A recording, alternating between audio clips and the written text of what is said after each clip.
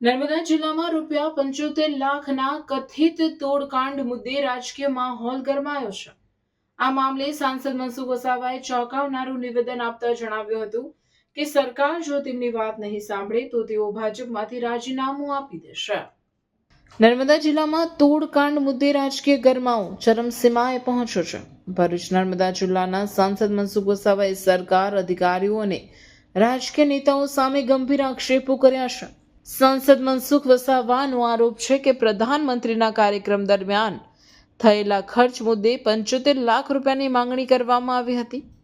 સાંસદ મનસુખ વસાવાએ જણાવ્યું હતું કે કાર્યપાલક એન્જિનિયરે ચૈતર વસાવાએ ₹75 લાખની માંગણી કરી હોવાની સ્પષ્ટ કબૂલાત આપી છે. જ્યારે બીજી બાજુ નર્મદા જિલ્લાના કલેક્ટર ચૈતર વસાવાએ કોઈપણ પ્રકારની રકમની માંગણી કરી નથી એવું સ્વીકાર્યું હોવાનો વિડીયો સોશિયલ મીડિયામાં વાયરલ થયો છે. આ પરસ્પર વિરુદ્ધ નિવેદનોને કારણે સમગ્ર મામલો વધુ ગૂંચવાયો છે અને રાજકીય ખેલમાં સરકારી અધિકારીઓ પણ ચિંતામાં મુકાયા છે. સાંસદ મનસુખ વસાવાએ જણાવ્યું છે કે તેઓ આવતીકાલે નર્મદા જિલ્લાના કલેક્ટરને રૂબરૂ મળી સમગ્ર બાબત અંગે ખુલાસો માંગશે. સાંસદ મનસુખ વસાવાનો વધુ આરોપ છે કે સરકારી અધિકારીઓને દબાણમાં લઈ સંકલનમાં સવાલો ઊભા કરી ₹75 લાખનો તોડ કરવાના પ્રયાસો કરવામાં આવ્યા છે. આ મામલે જો સરકાર સાંસદની વાત નહીં સાંભળે તો તેઓ ભાજપમાંથી રાજીનામું આપી દેશે તેવી ચીમકી પણ આપી છે. ભરૂચ અને નર્મદા જિલ્લામાં એકવાર ફરી સાંસદ મનસુખ વસાવા અને ચૈતર વસાવા આમને સામને આવી ગયા છે. જો સાંસદના આક્ષેપોના આધારે ચૈતર વસાવા સામે ખંડણીની ફરિયાદ નોંધાય તો તેમની મુશ્કેલીઓ વધી શકે તેવી શક્યતા વ્યક્ત કરવામાં આવી રહી છે. નર્મદાના કલેક્ટર મોદી અને કાર્યપાલક ઇજનેર મોદીએ અમને ને નીલ રાવને કીધું કે ચૈતરભાઈ ધારાસભ્ય ₹75 લાખની માંગણી કરી. એ ત્યારે નામજોગ મેં કીધું. તો ત્યાર પછી ધારાસભ્ય ગઈકાલે નર્મદા કલેક્ટરને મળ્યા, એના મિત્રો સાથે મળ્યા, આવેદનપત્ર આપ્યું. હવે કોઈક ને કોઈક કારણસર કયા મુદ્દે કલેક્ટર આમાં ખુલ્લીને બોલતા નથી, ફક્ત એટલું જ બોલે આ ખોટું છે ખોટું છે. પણ ખોટું શું છે એ વાત ખુલાસો કરીને કહેતા નથી. પણ આજે કલેક્ટરે સ્પષ્ટ કહેવું જોઈએ, કારણ કે કેવડિયા મુકામે ઉપરાષ્ટ્રપતિના ગયા પછી ઘણા બધા અધિકારીઓ હતા, ત્યાં કલેક્ટરે આ વાત મુદ્દો છેડ્યો હતો અને કાર્યપાલક ઇજનેર મોદીજીએ કબૂલ્યું હતું અને ત્યાર પછી કાર્યપાલક ઇજનેર રજા પર જતા રહ્યા. પણ હવે રહીનો જો કાર્યપાલક ઇજનેર ખોટું બોલતા હોય કે જિલ્લાના કલેક્ટર ખોટું બોલતા હોય તો મારા માટે બહુ મોટો પ્રશ્ન છે કે હું જે બોલ્યો છે, મેં જે ઉપરાણું લીધું, કોનું ઉપરાણું લીધું? અધિકારીઓનું. ને અધિકારીને ધારાસભ્ય ચૈતર વસાવા ડરાવે છે, ધમકાવે છે અને પૈસાની માંગણી કરે છે. એ વાત અધિકારીઓ કલેક્ટર થી માંડીને આ લોકોએ બધાએ મને કીધી. પછી મેં એમને કીધું ના, એક પણ પૈસો નહીં આપવાનો ને આ લડાઈ લડી લઈશું, એને ખુલ્લા પાડીશું.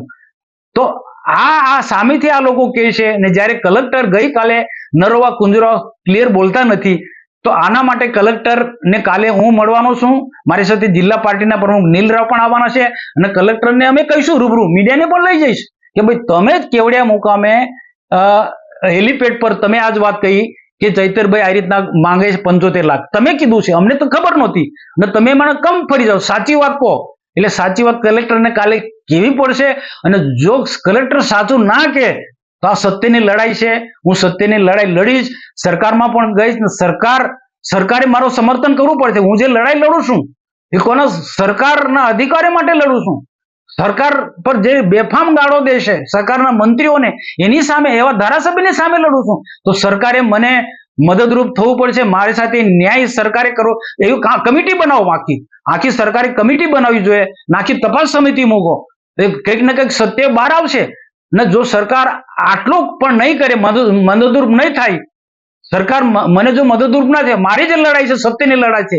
આવા તોડ પાણી કરનારા લોકોની સામે મારી લડાઈ છે. આ લોકો અહીંયા પૂરતું નહીં, કેટલાક ઇન્ડસ્ટ્રીમાં પણ આ રીતના લોકોને કામદારોને ઉશ્કેરીને ત્યાં પણ તોડ પાણી કરે છે. આવા લોકોની સામે મારી લડાઈ છે. તો સરકારે મને મદદરૂપ થવું પડશે અને સત્ય અને એને સત્યને ઉજાગર કરવું જ પડશે. અને જો સરકાર જો મને મદદ ના હું ખોટી માંગણી નથી કરતો ખોટી રીતના, પણ એક સાચી વાત છે, સાચી વાતમાં જો સરકાર મને સમર્થન નહીં કરે તો હું ભારતીય જનતા પાર્ટી છોડી દઈશ અને સરકાર જે સરકારનો વર્ષોથી મને વિશ્વાસ છે એ સરકાર પર હું ભરોસો નહીં રાખું. કેમ છો ભરૂચ? તૈયાર થઈ જાઓ, આવી ગઈ છે સ્વીટનેસની સ્ટ્રોંગ વેવ. હા, કોકોબેરી લઈને આવ્યું છે લંડનનું સુપર વાઇલ્ડ સ્ટ્રોબેરી ચોકલેટ હવે આપણા ભરૂચમાં.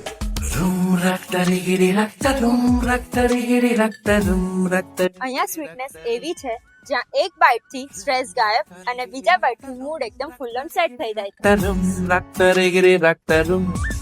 જેના ફ્લેવર્સ ઓર્ડિનરી નથી પણ ઇન્સ્ટાગ્રામના સ્ટાર લેવલના ફ્લેવર્સ છે.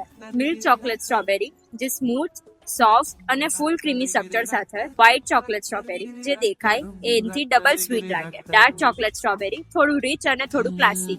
Triple chocolate strawberry chocolate lovers માટેનું પરફેક્ટ કોમ્બો. હવે આવે છે સ્પેશિયલ વેરાયટીઝ જેને ખબર પડતા જ તમને ફોમો થઈ જશે. દુબઈનું viral kunafa new launch strawberry chocolate with brown. આ તો બસ ડેઝર્ટની દુનિયાનો હીરો છે. નિયર સાઈ મંદિર opposite social food court Jadeshwar road Bharuch.